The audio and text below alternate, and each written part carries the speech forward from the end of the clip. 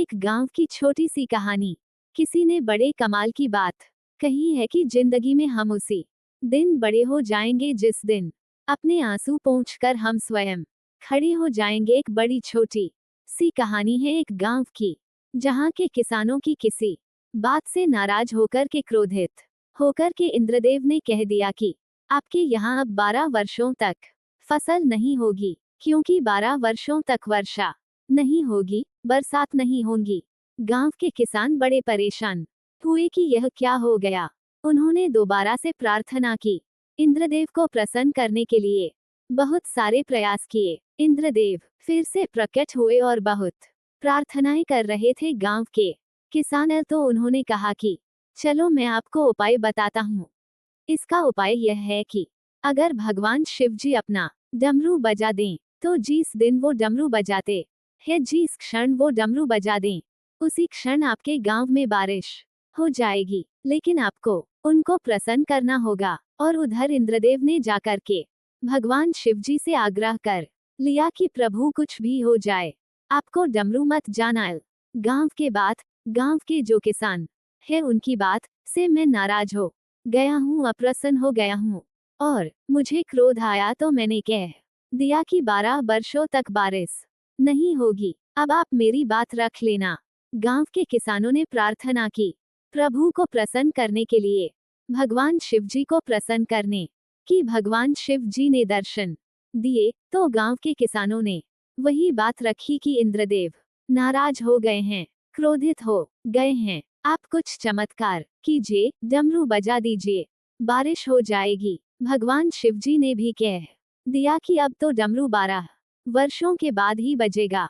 गांव के किसानों को लगा कि अब तो कुछ भी नहीं हो सकता, हमने सारे प्रयत्न कर ली, अब क्या करें। तो गांव के जो किसान थे अपने अपने घरों में रहने लगे। उन्होंने काम धंधा छोड़ दिया। जब बारिश होगी नहीं, खेत में जाने का मतलब क्या जब फसल ही नहीं होगी। लेकिन एक किसान था जो हर सुबह अपना हल लेकर के चल पड़ता था, खेत को जोतता था, निंदाई गुड़ाई सारे काम करता था, जो फार्मिंग के सारे काम। और बाकी के जो गांव के लोग थे, जो किसान थे, वो मजाक उड़ाते थे कि तुम पागल हो गए हो, जब तुम्हें पता है कि 12 वर्षों तक फसल होगी ही नहीं, वर्षा होगी नहीं, तो किस बात को लेकर तुम रोजाना चल देते हो। तो जो किसान जो कि रोज जाता था अपने खेत में, वो कहता था कि मैं रोजाना जाता हूँ ताकि कहीं मैं खेती करना ना भूल जाऊं, किसानी करना ना भूल जाऊं। मुझे याद रहना चाहिए कि खेती कैसे होती है। बस इसलिए ये जो प्रैक्टिस है, जो अभ्यास है, इसको निरंतर करता चलता हूँ। मुझे पता है कि बारिश नहीं होगी, लेकिन मैं अपना काम तो करता रहता हूँ। रोज यही होता था, रोज यही डिबेट, यही वाद विवाद होता था। एक दिन माता पार्वती जी ने ये जो तार्किक चर्चा थी, इसको सुन लिया और तुरंत वो महादेव जी के पास गए।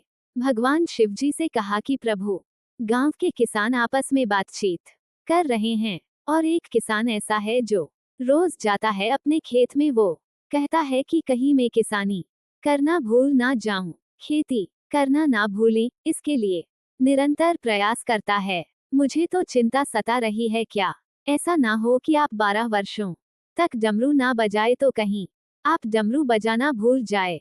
भगवान शिव जी को बात में दम लगा। उन्होंने तुरंत अपना डमरू उठाए जांचने के लिए कि बज रहा है कि नहीं, और जैसे ही उन्होंने डमरू उठाया, डमरू बजा, उसी क्षण उसी पल उस गांव में वर्षा हो गई।